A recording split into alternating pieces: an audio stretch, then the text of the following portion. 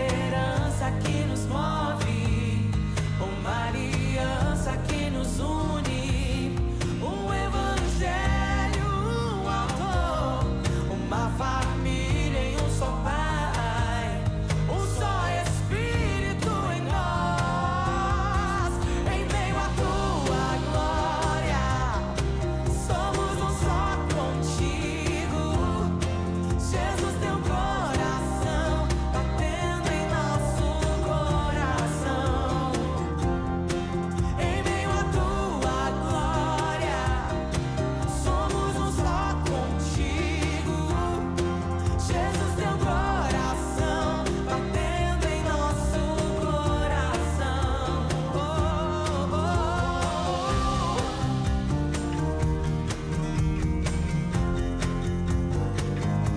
Somos um só.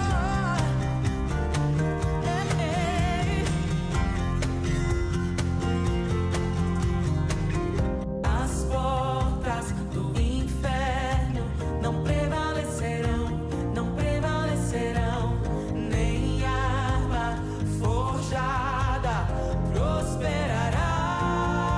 Pelo sangue de Jesus recebemos a vitória.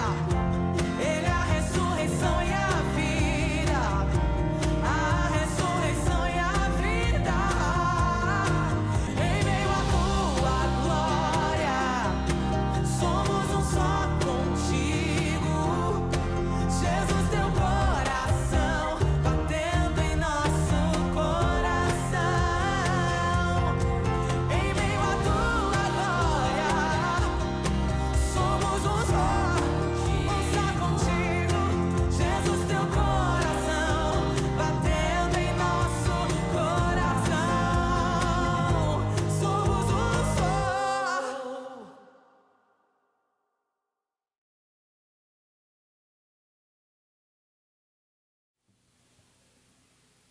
Boa noite. Que bom, né, podermos estarmos começando a semana aqui juntos, aprendendo um pouco mais sobre a palavra de Deus, exaltando e glorificando o nome dele. Vamos orar nesse momento para iniciar o nosso culto? Senhor Deus, príncipe da paz, nós te agradecemos por mais um dia, por mais um fim de semana. Obrigado por todas as bênçãos derramadas sobre a nossa vida. Obrigado também por todas as dificuldades, porque são elas que fortalecem e moldam a nossa fé, Pai. Te agradeço por cada pessoa que se faz presente aqui nessa noite, por cada pessoa que nos acompanha pela transmissão, por aqueles que ainda estão chegando. Que o Senhor continue nos abençoando, nos sustentando, nos direcionando de acordo com os teus propósitos. Te peço por todos os enfermos, ó Deus, que o Senhor vá ao encontro deles, trazendo cura, trazendo restauração da saúde, por aqueles que estão nos hospitais, que o Senhor seja com toda a equipe médica ali que os tem acompanhado, por todos os medicamentos que estão sendo administrados ali, seja com cada família que tem passado por um momento difícil, por um momento de luto, que o Senhor continue sustentando, ó Deus, e que essas pessoas, mesmo em meio às dificuldades, possam continuar guiadas e direcionadas pelo Teu Espírito Santo, através de um relacionamento íntimo e verdadeiro com o Senhor. Fale conosco nessa noite, ó Deus. Recebe o nosso culto, receba a nossa adoração, quebranta o nosso coração. Que o nosso coração esteja aberto, ó Deus, disposto para Te ouvir e para ser moldado de acordo com a Tua vontade e com a Tua palavra, ó Pai. Que o Senhor nos sustente a todo instante e que mais e mais vezes nós possamos falar do Teu amor, que transforma as nossas vidas, que nos alcança todos os dias e nos dá uma nova oportunidade de fazer diferente. Através do Teu Filho Jesus, que morreu naquela cruz, no nosso lugar e pelos nossos pecados, eu faço essa oração. Amém.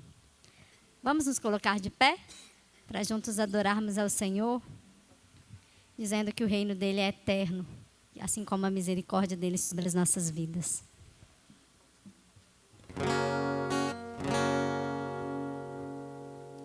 Teu reino é sempre eterno, firmado em misericórdia, justiça e igualdade, bondade e fidelidade.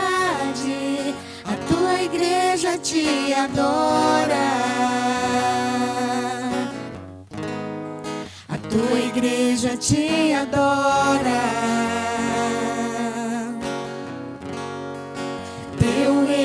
sempre eterno, firmado em misericórdia, justiça e igualdade, bondade e fidelidade. A tua igreja te adora. A tua igreja te adora.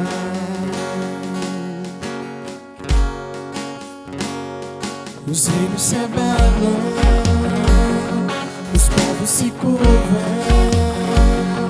as bocas se abrem, as mãos se levantam pra dizer que tu és o rei, pra dizer que tu és o Senhor.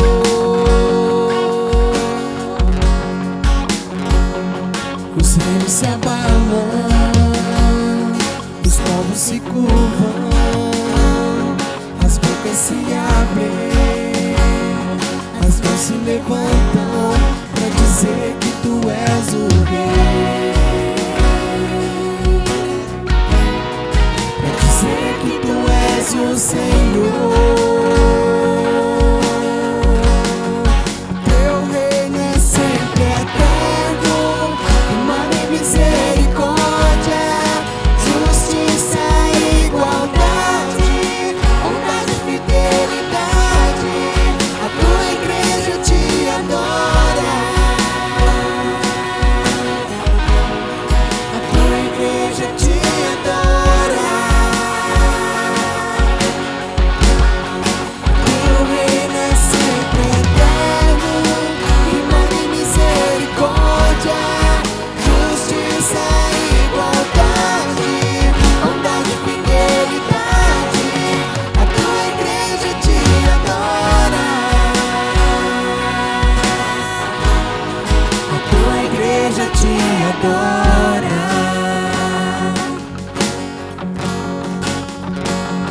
Os reinos se abalam, os povos se curvam, as bocas se abrem, as mãos se levantam pra dizer que tu és o rei, pra dizer que tu és o Senhor. Os reinos se abalam, os povos se curvam, as bocas se abrem, as mãos se levantam pra dizer que tu és o rei, pra dizer que tu és o Senhor, pra dizer que tu és o rei, pra dizer que tu és o Senhor, pra dizer que tu és o rei, pra dizer que tu és o Senhor, pra dizer que tu és o rei, pra dizer que tu és o Senhor.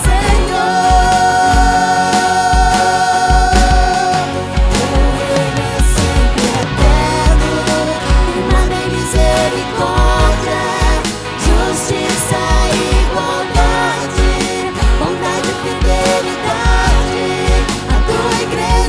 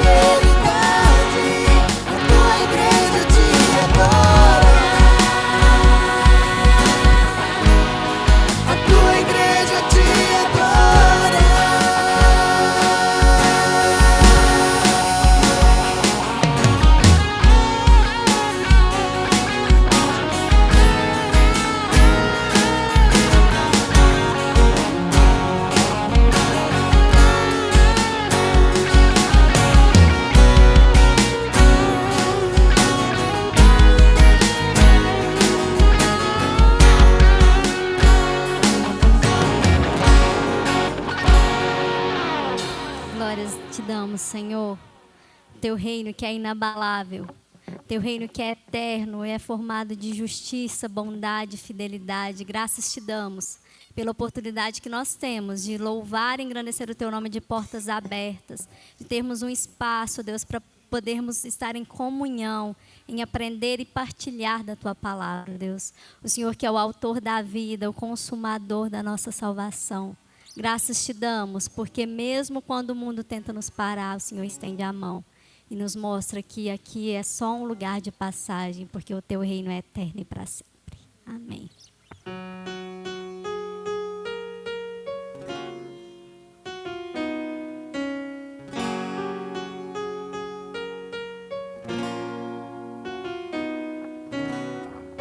Tentaram me parar, me fazer desistir, mas eu não vou negar a fé que há em mim.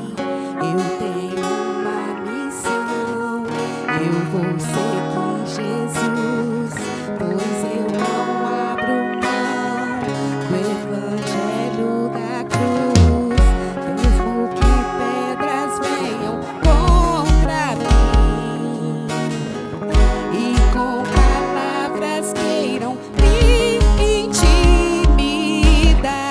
Maior é aquele que está em mim. Com Jesus sempre vou me levantar. Eu olho pra Jesus, pro amor de Deus na cruz. Eu clamo, Abba, Pai, ó, vem com seu poder. Eu olho pra Jesus, pro amor de Deus na cruz. Nada pode parar o autor da vida.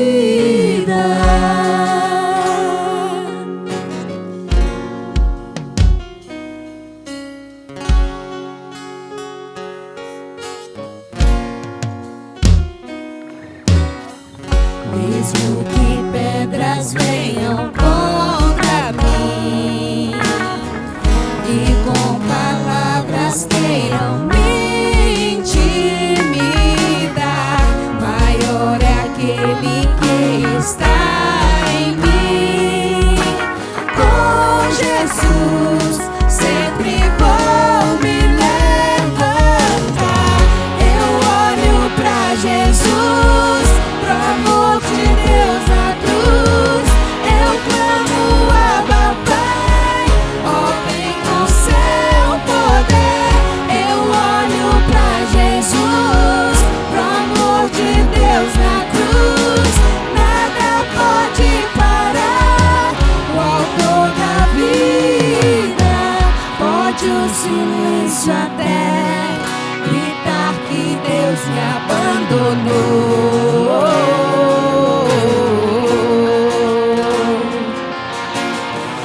Eu vivo pela fé, pois tem um Deus que estende a mão pra me levantar.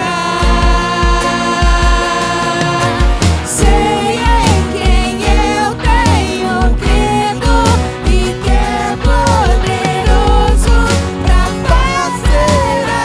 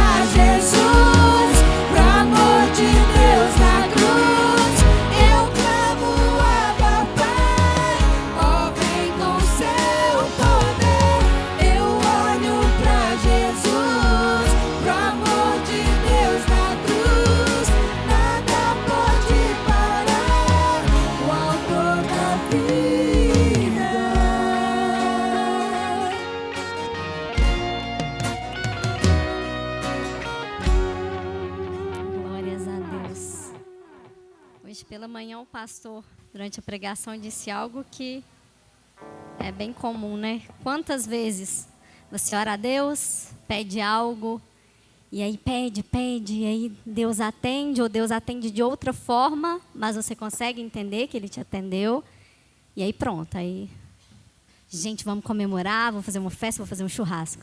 Mas agradecer a Deus, descansar em Deus, continuar orando com a mesma fidelidade ali durante os problemas, só quando tiver outro.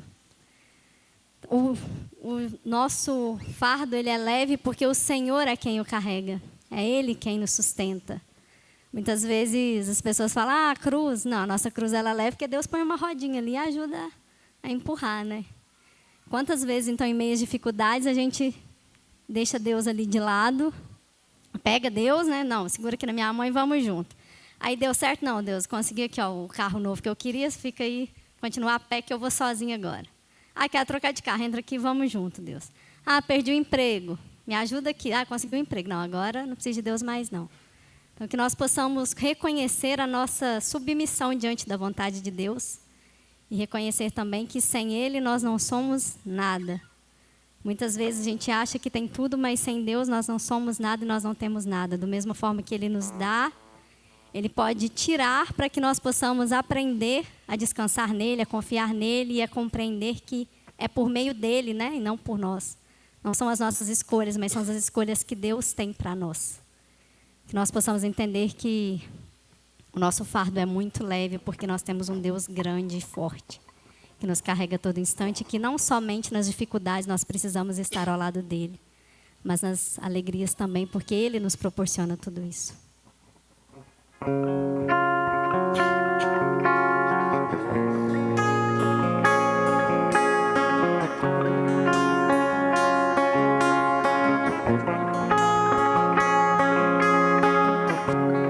Não me sinto só, pois tua graça achou em mim morada e me acolheu.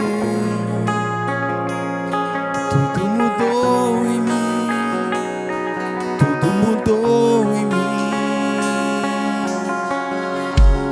Não me sinto só, pois tua graça achou em mim morada e me acolheu. Tudo mudou em mim, tudo mudou em mim. Agora eu posso dizer tudo que sinto, Abba, mesmo sem eu merecer. Sou filho, Abba, agora eu posso dizer tudo que sinto, Abba, mesmo sem eu merecer. Sou filho, Abba, agora eu posso dizer tudo que sinto, Abba, mesmo sem eu merecer. Sou filho, Abba, agora eu posso dizer tudo que sinto, Abba, mesmo sem eu merecer. Sou filho. Teu jugo é suave e o teu fardo é leve, Descansa e encontra em ti, pois o teu fardo é leve,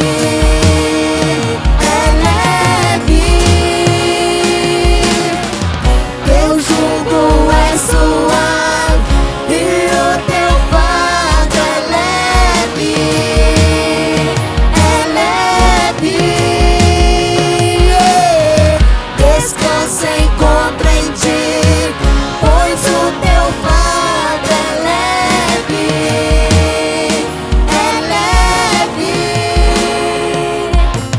Abba, agora eu posso dizer tudo que sinto, Abba, mesmo sem eu ver. sou filho. Abba, agora eu posso dizer tudo que sinto. Abba, mesmo sem eu merecer, sou filho. Abba, agora eu posso dizer tudo que sinto. Abba, mesmo sem eu merecer, sou filho. Abba, agora eu posso dizer tudo que sinto. Abba, mesmo sem eu merecer, sou filho. Sou filho.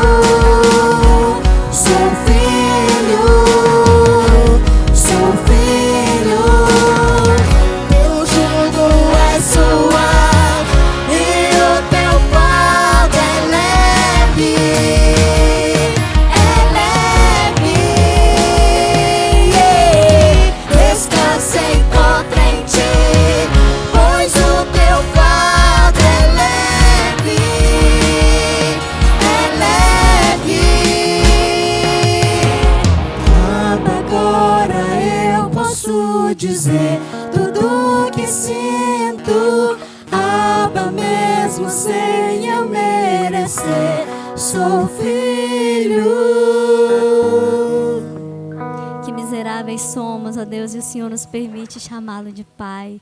O Senhor nos ama, Deus, e nos trata como filhos, mesmo sem merecermos. Graças te damos, ó Deus, porque o véu foi rasgado, nos dando livre acesso a Ti através do Teu Filho Jesus. Te agradecemos por isso, em nome de Jesus.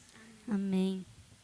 Durante essa próxima canção, aqueles que tiverem trazido seus dízimos e as suas ofertas, sintam-se à vontade. Vamos continuar adorando ao Senhor, cantando que Ele nos transformou. Ele te transformou? Glórias a Deus.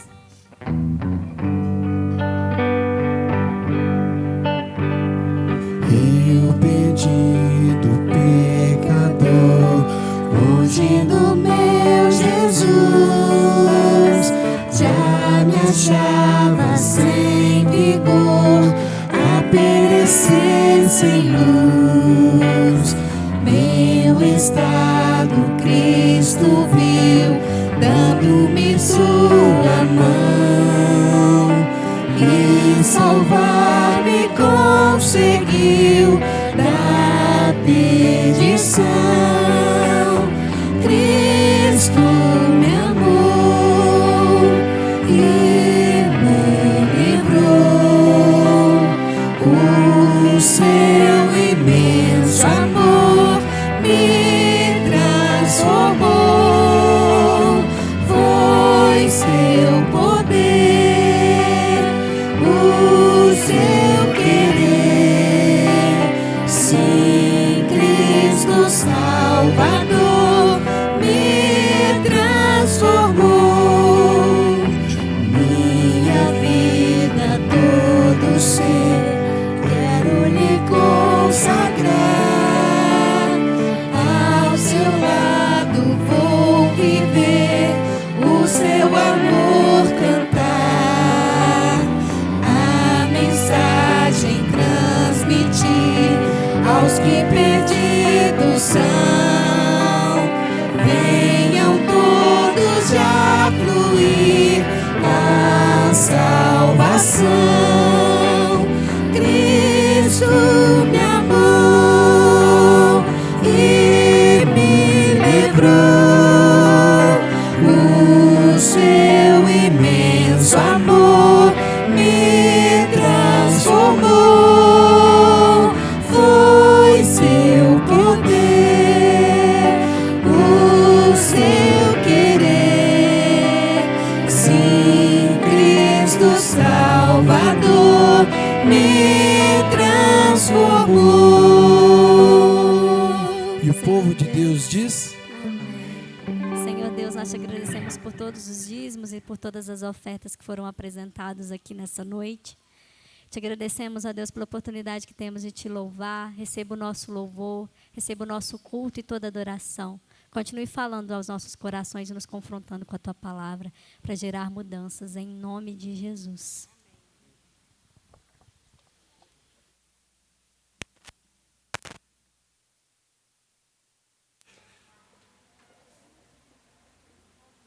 Boa noite, meus irmãos. Você já cumprimentou quem está do seu lado, dizendo que bom que você veio. Muito bom recebê-los aqui nessa noite.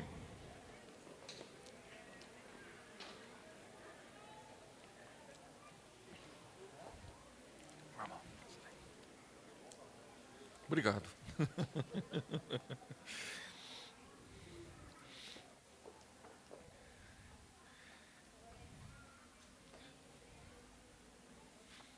Muito bom, meus irmãos, recebê-los aqui nessa noite para juntos darmos continuidade ao nosso culto de louvor a Deus semanal.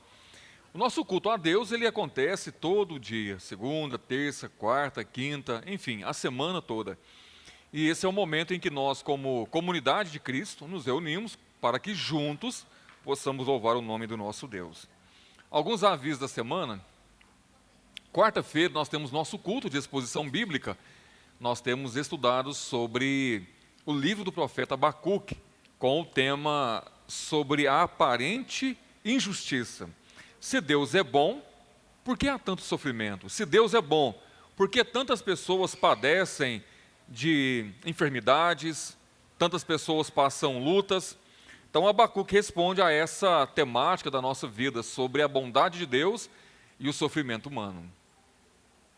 No dia 21, nós teremos aqui na igreja, próximo sábado, a conferência das mulheres. Minha irmã, se você que nos visita não está no grupo das mulheres e deseja participar, você pode procurar a Márcia. Fique de pé, Márcia, para que vejam você. Isso, essa é a Márcia. Então, você pode procurar ela depois do culto e conversar com ela e dar o seu nome. Participe, minha irmã, desse momento tão especial para a vida da igreja. E aproveitando também, no sábado nós teremos a irmã Fernanda ministrando a palavra, e no domingo pela manhã estará conosco o pastor Anderson. Sei que os irmãos têm um apreço grande por ele também. Então a gente convidou, estendeu, já que eles vão ficar aqui em Pará de Minas, por que não convidá-lo também? Então domingo pela manhã nós estaremos recebendo aqui na igreja o pastor Anderson. Então participe. E no dia 1º de abril nós teremos a nossa Assembleia Geral Ordinária. Pastor, mas já não teve uma assembleia? Sim, mas aquela assembleia foi uma assembleia extraordinária. É quando você tem um assunto que não dá para esperar até a assembleia ordinária, como foi o caso de Monte Sião, que era uma necessidade um pouco rápida que precisávamos ajudar. Nessa assembleia ordinária é a assembleia onde é lido relatório financeiro, relatórios de ministério, enfim. Então, se você quer saber como anda a saúde da sua igreja, nos seus vários departamentos, participe da assembleia. Okay? São os nossos avisos da semana. Convidar as crianças com os professores.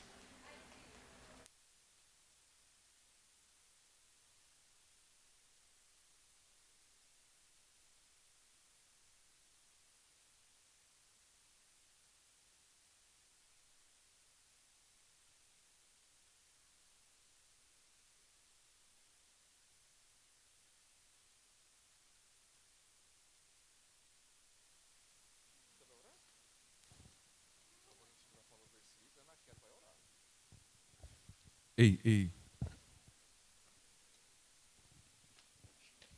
Seus ensinamentos são a alegria do meu coração. Salmo 119, 111. E hoje, a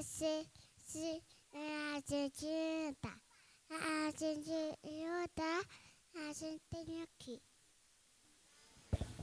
Amém.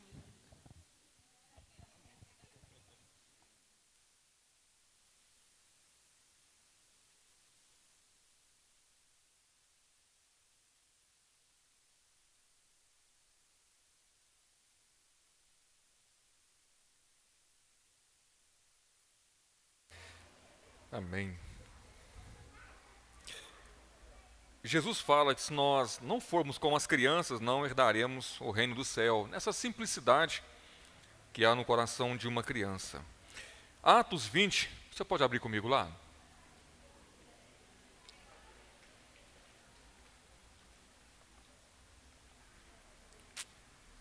Atos capítulo 20.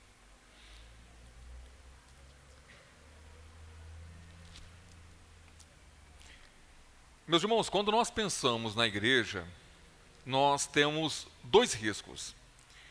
Primeiro risco, ou valorizamos de forma excessiva a comunhão e deixamos de lado o ensino, e focamos em atividades, programações, encontros, nos tornamos uma igreja ativista, focado nessa área.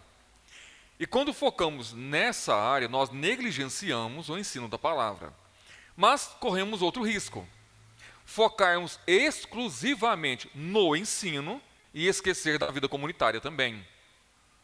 João Calvino chamava isso de teólogos de Torre de Marfim. São aquelas pessoas que têm conhecimento extraordinário, mas não têm vida comunitária. Não consegue se relacionar, não faz parte da vida da igreja. O bom, meus irmãos, o ponto de equilíbrio é sabermos nos relacionarmos, mas sem abrirmos mão do ensino bíblico, da boa doutrina cristã.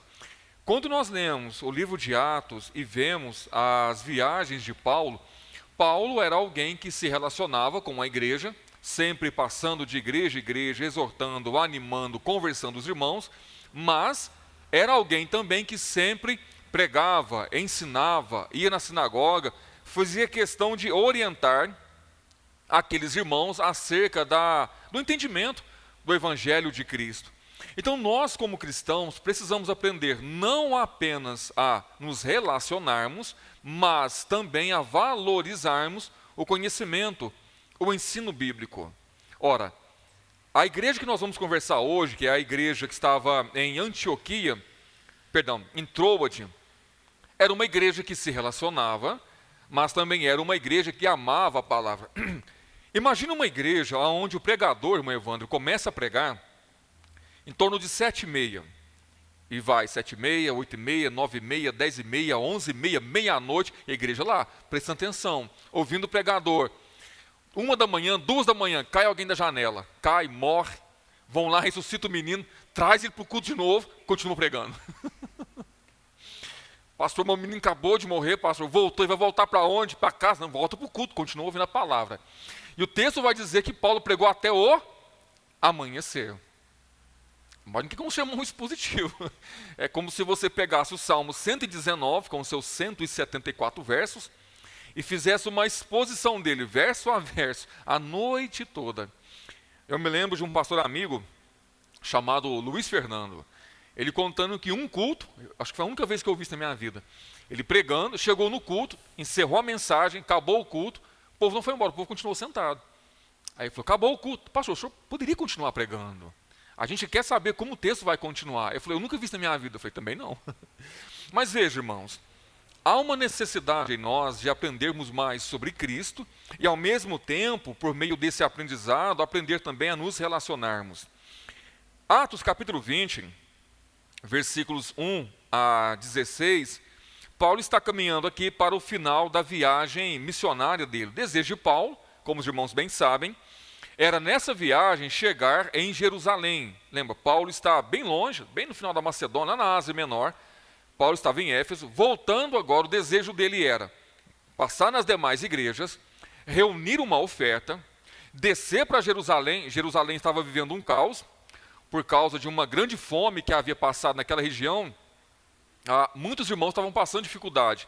Então o desejo de Paulo era reunir uma oferta, descer em Jerusalém, ajudar aqueles irmãos. Os irmãos vão lembrar que, enquanto isso, Paulo escreveu uma carta para Roma, aos romanos, com a intenção de visitar aquela igreja em Roma e de Roma subir para a Espanha. Então o desejo de Paulo era finalizar a terceira viagem missionária em Jerusalém e de Jerusalém ir para Roma, dar continuidade seguindo para a Europa, região da Espanha. Nós sabemos que isso não vai acontecer. Paulo vai descer para Jerusalém, e em Jerusalém vai ter uma perseguição muito violenta contra Paulo. Paulo, para não morrer na perseguição, ele apela para Roma, por ele ser romano também.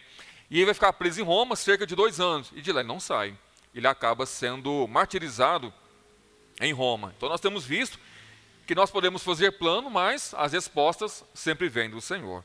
Versículo 1, Atos 20, versículo 1, diz assim: cessado o tumulto, Paulo mandou chamar os discípulos, e tendo-os confortado, despediu-se e partiu para a Macedônia. Paulo aqui está em Éfeso. Lembra no sermão passado? Paulo estava em Éfeso, ele queria partir de Éfeso e seguir viagem para a Macedônia. Enquanto Paulo planejava, ele pegou 2 discípulos e disse, vai na minha frente, passa pelas igrejas, comunica que eu vou passar nessas igrejas para recolher uma oferta para levar para Jerusalém. Foram os 2 discípulos. Enquanto Paulo se preparava para seguir viagem, começou uma rebelião em Éfeso. Por quê? Os comerciantes, vendo que a pregação do evangelho estava crescendo em Éfeso e que eles estavam perdendo o mercado, porque grande parte dos comerciantes viviam de fabricação de ídolos, viviam da fabricação da idolatria da deusa Artemis, começaram a perder mercado. E isso começou a prejudicar financeiramente a cidade. Então eles se reuniram e chegaram à seguinte conclusão: nós temos que fazer alguma coisa. Mas fazer o quê? Vamos dar um fim em Paulo. E aquela pequena multidão dos comerciantes sai pela cidade em busca de Paulo. E eles saem marchando pelas ruas, gritando: grande é Artemis, ou a Diana dos Efésios, que era a deusa deles. Eles não conseguem encontrar Paulo, mas acham 2 discípulos. Arrastam os 2 discípulos, levam para um tribunal, para um lugar muito grande, muito amplo, e reúnem uma grande multidão naquele local. A tal ponto que alguns gritavam que queriam que o cristianismo acabasse, outros gritavam grande é a Diana dos Efésios, e outros que estavam lá nem faziam ideia do porquê estavam lá. Foram arrastados com a multidão. Um tal de Alexandre, que era um judeu e tentava apaziguar a situação, ninguém queria ouvir ele. E pelo espaço de 2 horas ficaram gritando: grande é a Diana dos Efésios.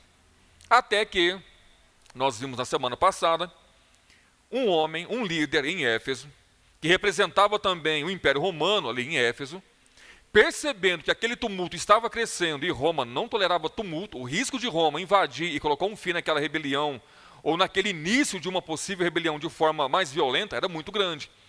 Então, conversando com esses irmãos, nós sabemos muito bem quem é Diana, sabemos do templo, que é Paulo, isso vai acabar, isso logo logo vai terminar também. É melhor a gente se acalmar antes que Roma veja isso com maus olhos e a situação piore. Então, acalmaram, voltaram para casa. Paulo escrevendo aos Coríntios, na sua 2ª carta, Paulo possivelmente escreveu de Éfeso, Paulo fala que foi o único momento durante toda a viagem missionária dele que ele achou que fosse morrer. Nós estamos falando de uma rebelião aqui que se levantou contra ele de milhares de pessoas. E Paulo, olhando para aquela situação, a conclusão que ele chega é: o fim vai chegar. Pela graça de Deus, isso não aconteceu. Então essa primeira parte do versículo que diz: cessado o tumulto, é esse tumulto. O tumulto em que quase Paulo perdeu a vida. Bom, continuando. Cessou o tumulto, as coisas acalmaram, Paulo mandou chamar os discípulos, tendo-os confortado, consolado. Imagina como ficou o coração da igreja naquele momento. Uma perseguição tão grande, um risco de acabar com tudo. Pegaram 2 discípulos, servir de exemplo. Queriam matar eles, queriam matar Paulo. A igreja ficou assustada com aquela situação e possivelmente desanimada. Assim que as coisas acalmaram, Paulo mandou chamar os discípulos e os confortou, os animou para que eles não desistissem. A palavra de consolar aqui é dar ânimo a eles. Não parem, vamos continuar pregando, não vamos desistir, perseguição faz parte da vida, o que nós não podemos fazer é parar aqui. Então veja, Paulo tem um desejo, seguir para Macedônia, mas antes de sair para Macedônia, Paulo não deixa a igreja como estava. Porque se Paulo sai antes de chamar os discípulos, de encorajar eles, todo o trabalho iria se perder. Então Paulo chama eles, conforta eles, consola eles, anima eles, antes de seguir viagem. Se você prestou atenção, Paulo pregou em Éfeso diversas vezes. Mas Paulo também era alguém que se relacionava e se preocupava. Mandou chamar a igreja, que estava com medo, e deu uma palavra de ânimo àqueles irmãos, para que eles não desanimassem. Depois disso, despediu-se e partiu para a Macedônia. A Macedônia foi aquela região onde Paulo passou em Filipos, a Colossos, pregando o evangelho. Paulo já havia plantado igreja na região da Macedônia. O que ele quer fazer agora é voltar naquelas cidades, ver como estava o trabalho, dar uma palavra de ânimo, recolher oferta para levar para Jerusalém, para ajudar os irmãos que estavam passando necessidade. Então a gente percebe no versículo 1 o equilíbrio de Paulo entre coragem e prudência. Se os irmãos lembrarem no sermão passado, Paulo queria ir lá no meio do tumulto. O que a igreja fez? Não vai, Paulo. Se você for, você morre. Ainda que Paulo fosse alguém corajoso, ele era também prudente. Se ele fosse, poderia colocar toda a viagem missionária em risco. Não era o momento de Paulo falar, era o momento de aguardar as coisas acalmarem. Quando tudo acalmou, Paulo então chama a igreja e dá uma palavra de ânimo. Veja, mesmo com perseguição, Paulo não para, ele continua. E agora ele vai para a região da Macedônia. Versículo 2. Havendo atravessado aquelas terras, fortalecendo os discípulos, com muitas exortações, dirigiu-se para a Grécia. As terras que Paulo vai passar aqui, as terras da região da Macedônia. Paulo vai passar em cada cidade que ele havia pregado o evangelho, plantado uma igreja, passando uma por uma, com qual objetivo? Fortalecendo os discípulos com muitas exortações. Por quê, irmãos? Porque a perseguição estava crescendo cada vez mais. E isso iria fazer com que muitos irmãos desanimassem. À medida que o evangelho espalhava, a perseguição por parte dos judeus também crescia junto. Então Paulo plantava a igreja, voltava depois e animava aqueles irmãos a não desistirem. É igual quando nós começamos um discipulado com alguém. Nós ministramos o primeiro discipulado, primeiro estudo, segundo estudo, aí nós percebemos as pessoas começando a desanimar também. Começa a desmarcar frequentemente o estudo, começa a falar que está cansado. Qual é o nosso papel? Motivar. É fazer o que Paulo está fazendo. Paulo não apenas planta uma igreja e diz, agora é com vocês. Não, ele planta e ele acompanha de perto. Irmãos, discipulado é isso. Eu tenho ensinado que discipulado não é só você sentar e dar uma série de lições. Isso não é discipulado. Discipulado é vida na vida. Discipulado é relacionamento. É você ensinar, mas acompanhar também. Saber como está. Paulo, naquele tempo, não tinha telefone, não tinha rede social para saber como estava cada igreja. Então, ele faz questão, ele mesmo, de passar em cada uma daquelas igrejas para ver como estavam aqueles irmãos e dar uma palavra de ânimo a eles, para que eles não parassem diante das perseguições, orientando a vida da igreja, encorajando eles a não desanimarem. A palavra exortar aqui, no original, tem como sentido encorajar, corrigir a rota, orientá-los para que eles não desanimem.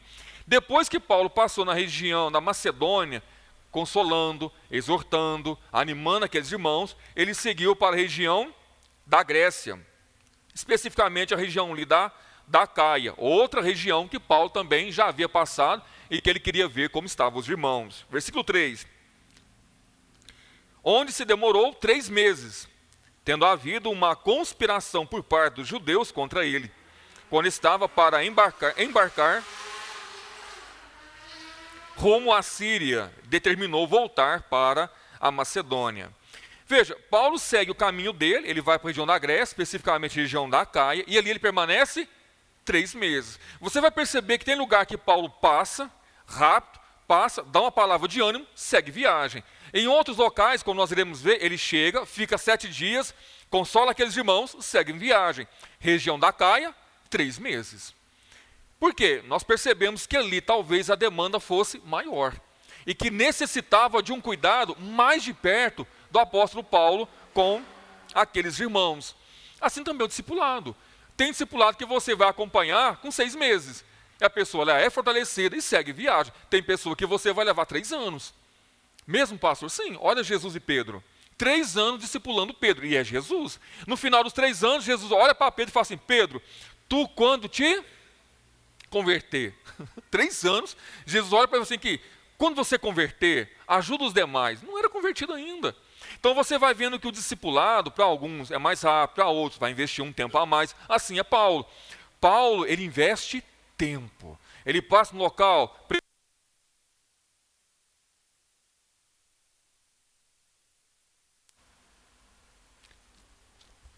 Vou trocar. Não, eu uso o microfone.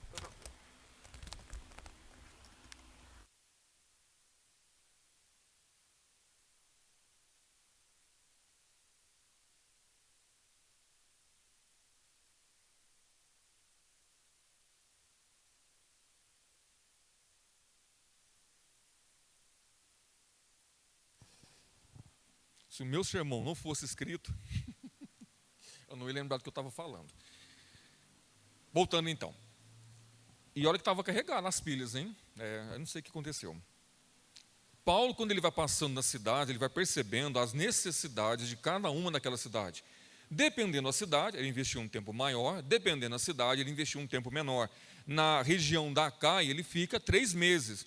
Quando ele estava para embarcar rumo à Síria, ou seja, região de Antioquia, e depois de Antioquia seguir para Jerusalém, o texto vai dizer que houve uma conspiração por parte dos judeus contra ele. Essa conspiração é uma intenção clara de perseguir e eliminar Paulo. Percebe? Aonde Paulo chega para pregar o evangelho, Paulo investe tempo, mas isso também significava que Paulo também enfrentava oposição. Cada cidade que Paulo passava era uma situação diferente, com uma oposição também diferente. Teve região que Paulo passou e foi tranquilo, não houve nenhuma manifestação de perseguição. Mas houve cidade que Paulo passou e eles intentaram, como foi na região da Acaia, acabar com ele. Porém, quando ele percebe essa intenção de perseguição, ele toma a decisão de seguir para a Macedônia. Paulo passou pela Macedônia, sentido agora a Grécia, Acaia, chegando naquela região tem uma perseguição, Paulo percebe que ele não vai conseguir seguir adiante, o que ele decide fazer? Vou voltar para a Macedônia, da Macedônia ir para Troade. Ele muda a rota dele. Ele estava seguindo uma direção, por causa de uma perseguição, ele entende que não pode continuar, ele volta para a Macedônia, da Macedônia ele tem o desejo de ir para Troade, que era uma cidade portuária, de Troade, então tentar ir para Antioquia, de Antioquia para Jerusalém. Paulo era alguém que estava sempre disponível para mudar a rota dele quando necessário. Não deu certo aqui? Eu vou voltar para a Macedônia, sem problema algum. Paulo havia acabado de passar pela Macedônia. Ele volta para a Macedônia, ele muda a rota dele. Irmãos, uma coisa que a gente precisa aprender é não ser inflexível. Muitas vezes na obra missionária, na evangelização, no discipulado, você vai ter que mudar a rota. Talvez alguém que você quer discipular e a pessoa só tem um tempo para você discipular. Ela só tem às 5h30 da manhã. Pastor, mas eu gosto de discipular às 7 horas da noite, mas o único tempo que ele tem é às 5h30 da manhã. Você vai ter que mudar a sua rota. Eu já ouvi de pastores contando de pessoas que ele discipulava às 6 da manhã, de 6 às 7, era o único horário que ele tinha. Ou de 11 ao meio-dia, era o único horário que ele tinha. Então ele ajustava, já preguei um sermão sobre isso, ele ajustava a agenda dele mediante a necessidade do outro, para que o evangelho chegasse até ele também. Versículo 4. Aqui Paulo vai falar, Lucas vai citar um pouco da comitiva que andava com Paulo. Acompanharam-no até a Ásia, aqui a Ásia Menor, Sópatro, de Bereia, filho de Pirro, Aristarco e Secundo, de Tessalônica, Gaio, de Derbe, e Timóteo, bem como Tíquico, Trófimo, da Ásia. Estes os precederam, esperando-nos em Troade. Lembra, Paulo envia uma equipe à frente, aqui Lucas faz questão de ressaltar quem era essa equipe. Percebendo a dificuldade, essa equipe vai para Troade, Paulo vai avisar que vai descer para a Macedônia, e da Macedônia para Troade. Eles descem para Troade, esperando o apóstolo Paulo chegar naquela região. O que a gente aprende aqui, meus irmãos, é que na missão cristã não existe missão individual, ela sempre é uma comunidade. A gente olha para Paulo, mas Paulo tinha uma equipe que trabalhava com ele. Tíquico, Timóteo, Tito, entre outros que Paulo e Lucas vai citar ao longo de Atos, que auxiliavam Paulo nas viagens missionárias, ou preparando o caminho, ou indo à frente para guardar o apóstolo Paulo, ou cuidando de igrejas que Paulo havia plantado. Havia uma equipe que auxiliava o apóstolo Paulo. Ninguém no reino faz nada sozinho. Irmãos, a igreja, por isso que Paulo, em 1 Coríntios 12, ele fala que a igreja é como um corpo vivo. É um ajudando o outro. Um edificando o outro. E Paulo nos ensina isso nas viagens missionárias dele, essa importância. Vamos continuar, versículo 6. Depois dos dias dos pães asmos, navegamos de Filipos, aqui Paulo já está na Macedônia. Depois dos dias dos pães asmos, a festa dos pães asmos, ela acontecia dias depois da festa da Páscoa, que era o pão sem fermento. Navegamos de Filipos, e em 5 dias fomos ter com eles naquele porto, o porto de Troade, onde passamos uma semana. Paulo espera a festa dos pães asmos, terminou alguns dias depois. Assim que termina, Paulo, talvez Lucas e Silas pegam a região e vão para a região de Filipos. Paulo já havia passado lá. De Filipos, Paulo segue para Troade. Entre Filipos e Troade, Paulo leva pelo menos 5 dias. Já havia uma equipe esperando o apóstolo Paulo lá. Quando Paulo chega em Troade, ele permanece uma semana. E é em Troade que nós vamos ver a história de Eutico, aquele jovem assentado na janela, onde ele acaba caindo do 3º andar. Irmãos, e aqui vale uma nota de ressalva. A maioria dos pregadores, quando vai pregar sobre Eutico, coloca Eutico como um crente pé na igreja, um pé no mundo, porque estava sentado na janela. Mas você vai ver que o cenário daquela casa, no 3º andar, o cenáculo, aonde ele estava, era o único lugar, talvez, mais tranquilo para ele continuar ouvindo Paulo. Então não dá para chamar Eutico de um crente meio cristão, né? Agora fala a verdade. Quantas vezes também você já não cochilou no culto também? Só que você talvez nunca caiu, né? Espero eu. Versículo 7. No primeiro dia da semana, lembra, Paulo agora está em Troade, Paulo e a equipe missionária dele. No primeiro dia da semana, estando nós reunidos com a finalidade de partir o pão, Paulo, que deveria seguir viagem no dia imediato, exortava-os e prolongou o seu discurso até a meia-noite. Primeiro dia da semana, nós sabemos aqui, é o domingo. Desde o início, os cristãos fizeram questão dessa distinção entre judeus e cristãos. Os judeus se reuniam no sábado. Como eles queriam desvincular daquela fé judaica, do legalismo judaico, eles começaram a se reunir no domingo, demonstrando que eles não eram uma extensão do judaísmo, mas que eles eram diferentes do judaísmo. Domingo aqui, meus irmãos, não é dia de descanso, é dia de trabalho. Então, possivelmente, a igreja se reunia ou logo de manhã ou bem à noite, no final de um dia de trabalho. Como o texto é claro, essa reunião aconteceu no final de um dia. Logo após um dia inteiro de trabalho, aqueles irmãos se reuniram em torno da palavra, aproveitando que aquela era a última noite que Paulo estaria em Troade. Porque no dia seguinte, Paulo tinha um desejo de ir para Antioquia, de Antioquia para Jerusalém. Então imagina como estava aquela igreja. Era o último dia que Paulo estaria em Troade. Era em uma casa, no 3º andar. Reuniu todos aqueles irmãos em Troade para ouvir o apóstolo Paulo. E aqui diz, com a finalidade de partir o pão. Esse partir o pão pode ser tanto uma comunhão comunitária, uma refeição, ou pode ser também uma lembrança da ceia. O que era comum unir os dois.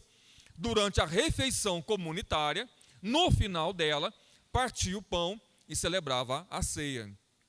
Basta você lembrar de 1 Coríntios, quando Paulo vai falar daquela reunião, que é chamada de festa do ágape, quando eles se reuniam para almoçarem junto, partilharem o pão, e no final da reunião, então era celebrada a ceia do Senhor. E a crítica de Paulo aos coríntios, naquela comunidade, é que cada um levava o que podia.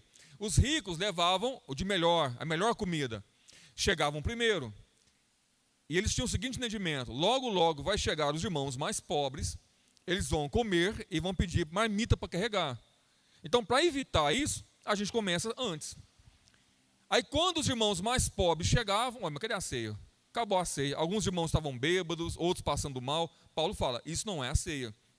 Então, essa prática da refeição comunitária, no final, a partilha do pão, da ceia do Senhor, era muito comum. Lembrando que é o último momento que Paulo vai estar em Troade. Então, era uma oportunidade de ouvir o apóstolo Paulo e, ao mesmo tempo, partir o pão da ceia, relembrando o ato de Cristo. Então, tinha comunhão, mas também tinha a lembrança daquilo que foi feito. Continuando, Paulo, que deveria seguir viagem no dia imediato, ou seja, no outro dia, exortava-os. Esse exortar é ensinar, consolar, orientar os irmãos, e prolongou o seu discurso até meia-noite. Não sabemos quando começou aquele culto, aquele momento, mas o ensino de Paulo, ensinando, consolando, respondendo, orientando, o tempo foi passando. Possivelmente havia conversa, alguém perguntava, Paulo respondia, Paulo orientava. Pregação expositiva nasce disso.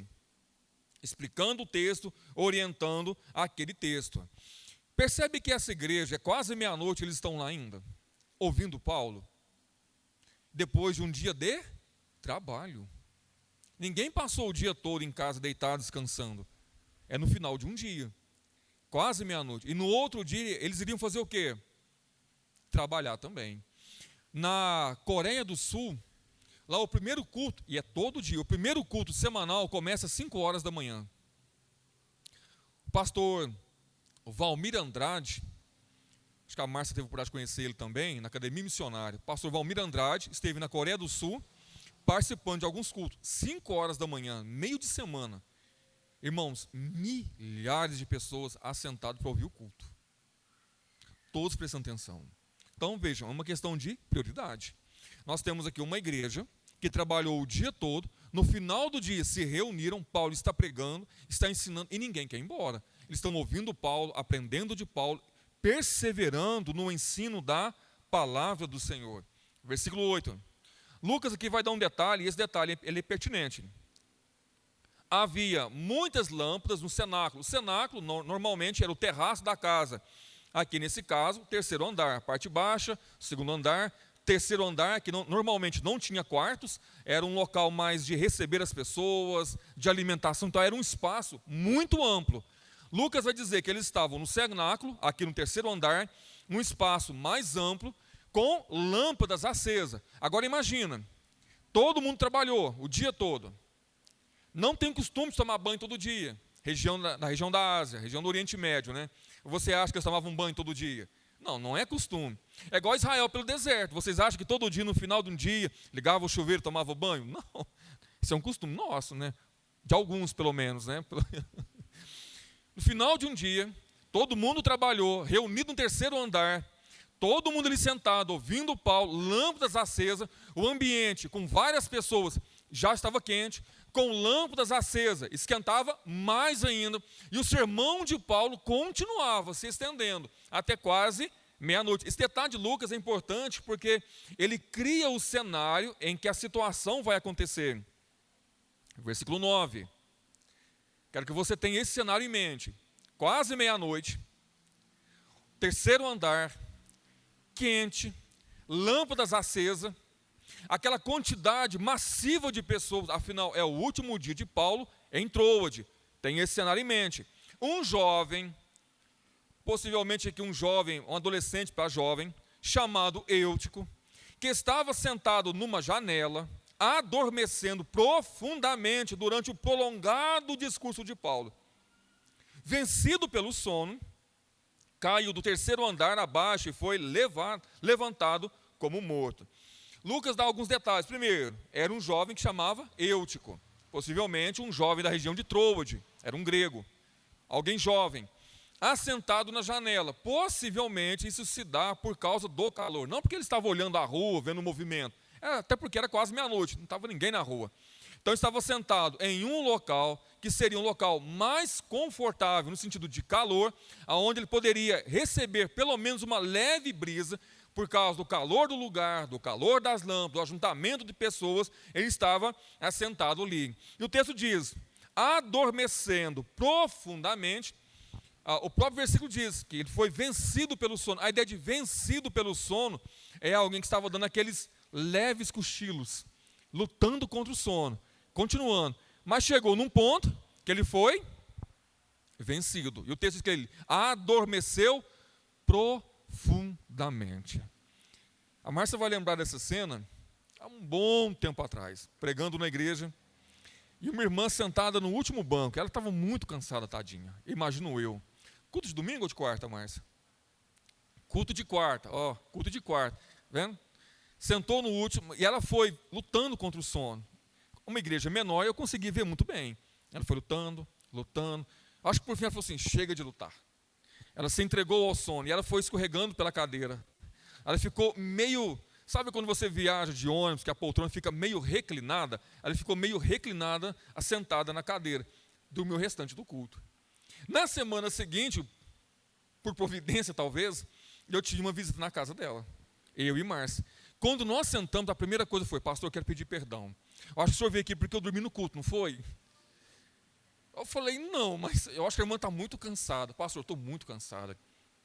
Era alguém que estava trabalhando de forma assim, muito alta. Então ela estava muito cansada. Então se você dormir no culto, você pode... Vou torcer que isso não aconteça, tá? Mas é alguém que lutou contra o sono, o sermão caminhando, não conseguiu, acabou sendo vencido pelo sono. E Lucas é muito claro que ele foi vencido pelo prolongado. Um sermão bem expositivo e bem extenso. Paulo foi pregando, calor da noite, aquelas lâmpadas, aquela fumaça da lamparina, das lâmpadas antigas, né?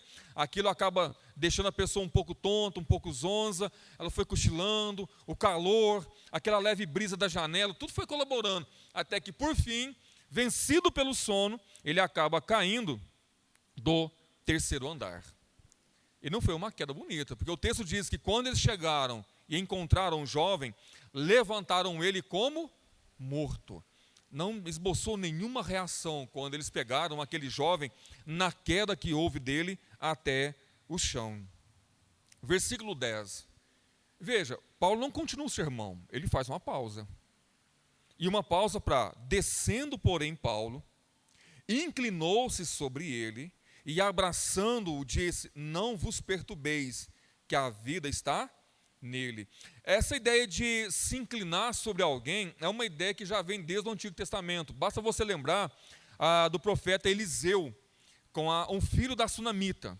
Ela foi alguém que tratou bem Eliseu, o menino acaba passando mal, com uma forte dor de cabeça, ele acaba morrendo, ela deita o menino sobre a cama, vai atrás de Eliseu, Eliseu vem à casa da sunamita, ele deita sobre o menino, corpo com corpo, rosto com rosto, e a vida passa ao menino.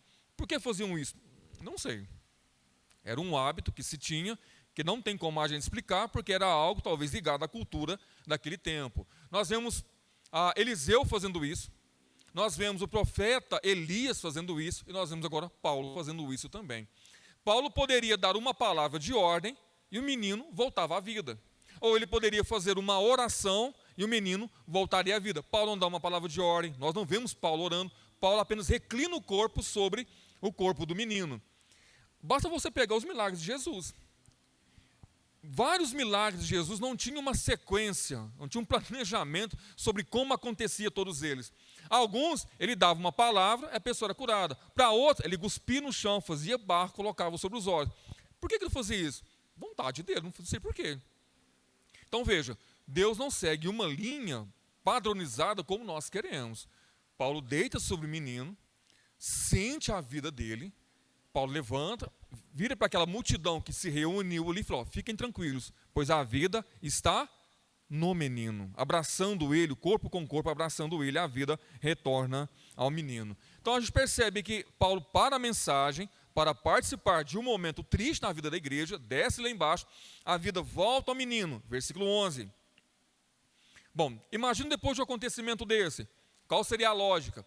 Acabou o culto, orar, ir para casa, ou como disse a irmã Thaís, fazer um churrasco. Mas, versículo 11, subindo de novo, partiu o pão, ou seja, a ceia não tinha acontecido ainda, e Paulo falou, gente, vamos voltar. Eu não fiz a ceia ainda, vamos voltar. Subindo de novo, partiu o pão, comeu, e ainda lhes falou largamente, ou seja, de forma expositiva, até o romper da alva. E assim, então, partiu. Depois do acontecimento, Paulo disse, olha, o menino está bem, o menino não morreu, ele está bem, vamos voltar para o culto. Voltou para o culto, vamos continuar a ceia. Partiu o pão, serviu aos irmãos, fez mais um sermão até amanhecer o dia. Terminando de amanhecer o dia, Paulo despediu dos irmãos e então seguiu viagem. Irmãos, pensa, é o último dia de Paulo em Troade. O que normalmente alguém faria? Vou descansar, ficar bem, afinal vai ser uma viagem difícil no outro dia. Paulo não, ele investe cada oportunidade que ele tem para pregar o evangelho, para estar com a igreja, para estar com os irmãos. Irmãos, eu entendo que há circunstâncias que nos impedem de estar junto com a igreja, com a comunidade, mas eu não entendo um irmão, um cristão, que deixe de vir ao culto para ficar em casa assistindo, eu ia falar Faustão, mas nem tem mais programa de Faustão, para ficar assistindo televisão. Aí o pastor estava muito cansado. Se você estava cansado, então deveria ter dormido. Sabe, a gente vai trocando essa oportunidade da comunidade por várias oportunidades secundárias na nossa vida. Paulo poderia muito bem aqui nessa circunstância dizer, olha, amanhã eu vou viajar, vai ser uma viagem difícil, melhor repousar bem. Não, ele aproveita aquele momento para pregar o evangelho. Meu irmão, cada oportunidade na nossa vida pode ser a última. Às vezes, quando eu viajo, eu fico vendo os carros passando, os ônibus passando, e a pergunta que vem no meu coração é, quantas daquelas pessoas talvez não ouviram o evangelho ainda? Ou não vão ouvir do evangelho? São oportunidades que Deus vai nos concedendo. Então, Paulo não permite que um acontecimento, ainda que difícil, tirasse o foco dele, da mensagem, da pregação da palavra, àqueles irmãos. Continuando, versículo 12. Aí Lucas dá o relato sobre como estava o menino. Então, conduziram vivo o rapaz e sentiram-se grandemente confortados, animados. Paulo estava pregando a mensagem, ensinando, falando, expondo. Talvez alguém, no meio da mensagem, já cansado também, aí cai alguém, acontece alguém, cai um menino quase morto, ressuscita o menino, traz o menino de volta. Isso animou a igreja demais. Rapaz, que mensagem! Essa mensagem estava até mais ou menos, mas agora até ressurreição está tendo no meio da mensagem poderosa. Veja, os milagres que acontecem, sempre acontecem com um propósito, autenticar a pregação. De fato, o que Paulo estava pregando não é uma mentira, não é um discurso, não é uma filosofia, é o poder de Deus. É a prova disso, até alguém que havia caído do terceiro andar é ressuscitado por meio do nome do Senhor Jesus. E diante desse acontecimento, a igreja se sentiu muito confortada. Talvez aqueles irmãos, vendo a crescente perseguição, estivessem desanimados, mas agora eles foram animados. E agora eles foram confortados a continuarem caminhando. Versículo 13. Nós, aqui Lucas, ele se coloca junto, nós, porém, prosseguindo de onde? Lá de Troade, deixaram Troade agora e retomaram a caminhada. Em Troade, ficaram aproximadamente em torno de uns 7 dias. No último dia, é onde tem todo esse cenário da pregação, desse acontecimento. Nós, porém, prosseguindo, embarcamos e navegamos para Assos, onde deveríamos receber Paulo. Lucas diz que eles foram à frente, aguardaram Paulo. Paulo estava vindo de Troade para encontrar com ele.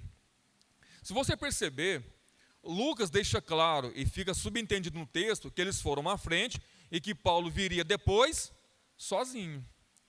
Paulo envia uma comitiva à frente e ele separa um tempo para ele caminhar em direção ao encontro deles sozinho. Depois daquele acontecimento, depois da perseguição em Éfeso, depois desse acontecimento em Troade, Paulo se retira para um tempo dele, possivelmente para orar, falar com Deus, um tempo de solitude, enquanto caminhava em direção aos discípulos. É necessário esse tempo de comunidade, mas também é necessário esse tempo de solitude. Um tempo para você reavaliar a sua vida, tempo de oração, tempo de reflexão, um tempo para você analisar como está a sua caminhada, um tempo para você olhar para trás e ver como Deus tem cuidado de você e encontrar força para continuar caminhando. Olha para o Senhor Jesus. Diante de cada grande milagre que ele realizava, o que ele fazia? Retirava-se para orar. Ele não chamava os discípulos para uma festa. Diante de cada milagre, ele se separava e orava, dando exemplo aos discípulos diante do Pai. Sabe qual que é o maior perigo, meus irmãos, do nosso coração? Não é quando você está passando luta. É quando tudo começa a dar muito certo. Você começa a achar que é por sua causa. E a oração te lembra que tudo que é feito por causa dele. E isso não permite que a soberba comece a encher o nosso coração. Jesus ensina os discípulos, diante de cada ato extraordinário, separem-se, se afastem, tenham um tempo com Deus. Lembrem quem está fazendo a obra, não é vocês. Por isso que Paulo, ele se afasta para esse tempo de caminhada em solitude ao encontro dos discípulos. Isso também, meus irmãos, na nossa vida é necessário um tempo de pausa para reavaliarmos a nossa vida com Deus também antes de continuar na missão. Versículo 14. Quando se reuniu conosco, quando Paulo chegou em Assos, recebemos-lo a bordo e fomos a Mitilene. Recebeu eles, pegou um navio, seguiram viagem agora, mais uma longa viagem. Versículo 15. Dali, Navegando no dia seguinte, passamos de fronte de Quios. No dia imediato, tocamos em Samos e um dia depois chegamos em Mileto. Percebe? Há lugares que Paulo ficou uma semana, lugares 3 meses, e aqui Paulo só vai apenas passando por essas cidades, seguindo direção. Versículo 16 e último. Porque Paulo já havia determinado não aportar em Éfeso. Paulo, ele muda a direção dele para não passar em Éfeso. Por quê? O versículo diz, não querendo demorar-se na Ásia. Éfeso é um lugar onde Paulo investiu 2 anos e 6 meses aproximadamente, pregando, ensinando, se relacionando com os irmãos. Paulo tem um objetivo, chegar em Jerusalém. Se ele passa em Éfeso, qual seria o resultado? Ele iria demorar ali. Os irmãos iriam receber ele, iriam querer ouvir Paulo, chamar ele para tomar um café junto, usando uma linguagem nossa. Paulo entende que se ele passasse ali, poderia atrapalhar os planos de chegar em Jerusalém, poderia demorar muito mais. Então, Lucas diz que Paulo já havia determinado não aportar, não navio iria passar em Éfeso, mas ele não iria descer. Ele iria continuar no navio para seguir viagem. Para Paulo havia uma questão de prioridade. Ele sabia aonde queria chegar e para chegar naquele lugar ele precisava tomar algumas decisões ao longo do caminho. Novamente, quando nós pensamos em discipulado, irmãos, e se esse é o nosso alvo vai requerer que nós tenhamos prioridades. E às vezes nós ficamos perdendo tempo com aquilo que nós não deveríamos perder, ou nos delongando excessivamente com alguém que talvez não está interessado, ou que não quer ouvir. Ou ficamos ensinando algo que naquele momento a pessoa não tem maturidade ainda para ouvir. Paulo foi em Éfeso, investiu tempo, andou com eles, pregou para eles. Deus abençoe. Quando Paulo vai passar, ele fala, não posso passar aqui, eu já passei aqui uma vez, não posso me delongar aqui novamente, eu preciso seguir viagem. Continuando no versículo. Porquanto se apressava com o intuito de passar o dia de Pentecostes em Jerusalém. Ele queria chegar o mais breve em Jerusalém, caso lhe fosse possível. O desejo de Paulo era chegar em Jerusalém e ainda pegar o final de Pentecostes, que era o momento onde havia o maior ajuntamento em Jerusalém, a fim de rever os apóstolos e a fim também de pregar o evangelho em Jerusalém, confortando e animando outros irmãos que desceriam em Jerusalém nessa data específica. Então nós percebemos que Paulo tem alvos bem definidos sobre o que ele quer fazer. Irmãos, o que nós podemos aprender? Uma igreja ela é sempre fortalecida por meio do ensino sistemático da palavra, prolongado das escrituras, por meio da comunhão. Uma igreja precisa perseverar no ensino da palavra e ela precisa perseverar também na comunhão. Paulo planta igrejas e quando ele está voltando, ele faz questão de passar nessas igrejas. Algumas demoram uma semana, outras um dia, em outras 3 meses, mas Paulo é alguém que gosta de se relacionar com os irmãos. Igreja não se vive na individualidade, mas no relacionamento. Quantos irmãos dessa igreja você conhece? Com quantos irmãos da igreja você já tomou um café? Pastor, ninguém me convida. Aí eu te pergunto, e você convida quem? Pastor, ninguém me visita. Mas e você, visita quem? Irmãos, nós somos especialistas em reclamar daquilo que não fazem conosco. Mas a gente tem uma dificuldade muito grande de fazer também. Paulo é alguém que gostava de relacionar, gostava de gente. Pastor, mas gente dá trabalho, dá mesmo. Tudo que você vai fazer na vida, meu filho, dá trabalho. Pastor, meu sonho, pastor, assim, sabe, é viver eu e Deus. O irmão chegou, o pastor, e falou assim, pastor, não gosto de gente. Eu queria, sabe, pastor, viver num lugar onde todo mundo fosse perfeito, que ninguém tivesse defeito. Pastor, boa, vamos orar por isso, vem cá. Ó Senhor, eis aqui teu servo, leva ele, promove ele aos céus, porque no céu não tem erro, não tem pecado, não tem falha. Leva ele, aí ele, não pastor, isso não. Falou, meu filho. Irmãos, relacionamento envolve isso, caminhar junto. E Paulo fazia isso, e é Paulo. Investia tempo, andava com pessoas, sentava com pessoas. É interessante que Lucas, ele cita nomes. Se você pegar as cartas de Paulo, no final das cartas de Paulo, Paulo agradece pessoalmente às pessoas por nome. Paulo não conhecia na multidão. ele conhecia por nome. Quando ele chega em Corinto, quem que ele procura? Áquila e Priscila. Se envolve com eles, caminha com eles, discipula eles, faz ali cooperadores dele. Paulo vai passar na região de Derbe. Quem que ele encontra em Derbe? Timóteo. Conversa com Timóteo, traz Timóteo para perto. Lá em Antioquia, tem Silas, conversa com Silas, traz Silas para perto. Tem Tito, que Paulo vai enviar lá para Creta depois. Veja, Paulo é alguém que se relaciona com as pessoas. Ele não apenas planta uma igreja, mas ele se relaciona com a igreja. Não vem apenas na igreja, meu irmão, se relaciona com a igreja. Acabou o culto, joga uma fumacinha e vai embora. Cadê o irmão? Foi embora. Tinha um irmão lá em Cristais, a Márcia vai lembrar dele. Na hora do culto, estava terminando a mensagem, ele já levantava e ficava perto da porta. Que o grande amor de Deus Pai já ficava na porta. Amém. Sumiu o irmão. Falei, cadê o irmão? Foi arrebatado. Um dia fui frequentar, fui na casa dele, conversar com ele. Meu irmão, eu não te entendo. Acabou o culto, eu não consigo falar oi para o irmão. Não, pastor, porque eu tenho dificuldade de conversar com as pessoas. Tudo bem, mas se relacione. Então veja, Paulo era alguém que ensinava, mas se relacionava também.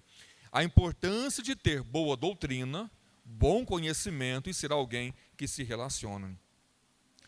Mateus 28, 19 a 20, nos mostra a importância tanto do envolvimento no fazer discípulo, quanto ensiná-los diariamente a guardar tudo o que Deus havia ordenado.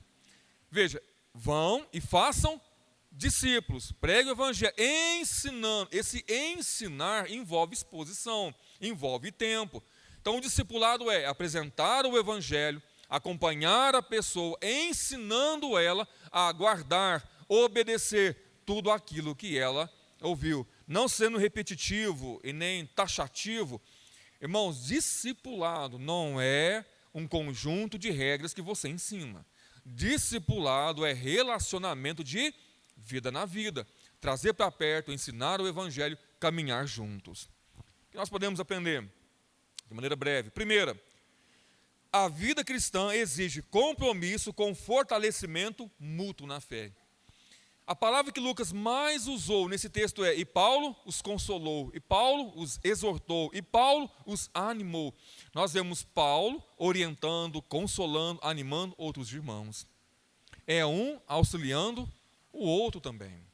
Quem que você tem auxiliado, consolado, exortado, ajudado na caminhada cristã, para que a pessoa possa continuar caminhando com você?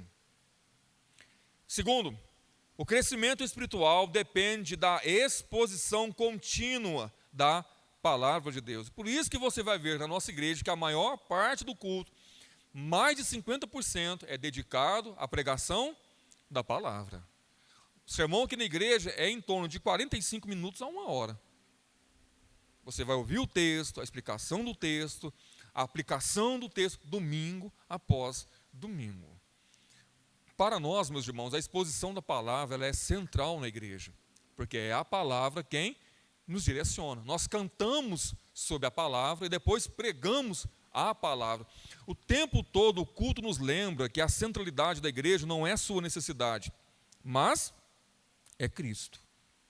Talvez você vá em alguma igreja, a maior preocupação da igreja é sobre como está o seu coraçãozinho. Aqui a gente não tem preocupação com isso não. Nossa preocupação é pregar a palavra de forma fiel e nossa oração é que ela fale o seu coração. Terceira e última. A missão cristã requer determinação e senso de propósito.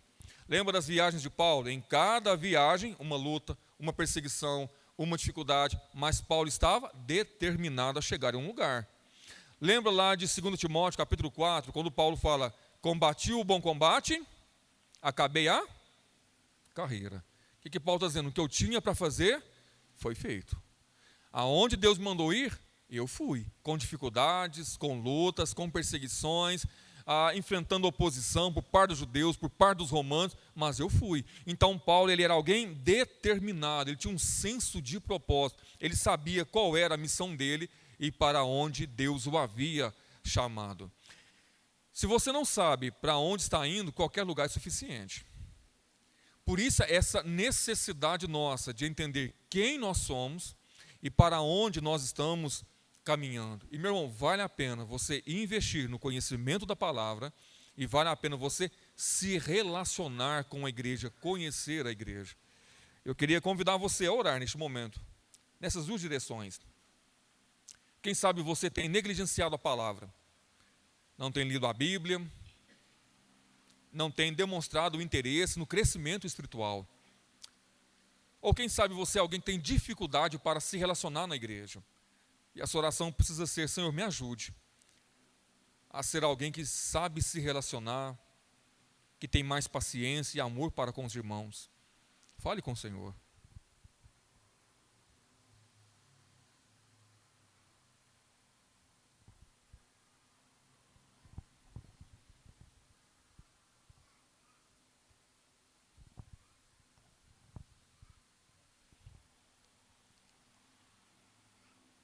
Bondoso Pai, nós louvamos a Ti, Pai, nessa noite, porque temos dois desafios pela frente, Pai.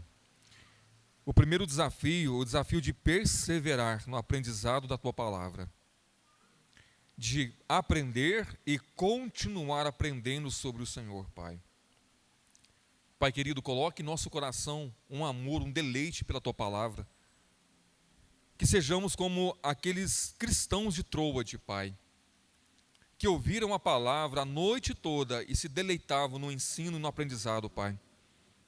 É bem verdade, Pai, que nós andamos tão cansados, parece que não há tempo para uma leitura saudável da Bíblia, fazemos tudo às pressas. Vemos ali, ó Pai, uma igreja em Troade que trabalhou o dia todo, e ainda assim escolheu passar a noite toda ouvindo a Tua palavra. Ó Senhor, nos ajude a não trocar aquilo que é prioridade por aquilo que é secundário em nossa vida. A Tua palavra é o norte da nossa vida, Pai. Então nos ajude a aprender mais sobre ela. Ajude-nos também, Pai, em nossos relacionamentos na igreja.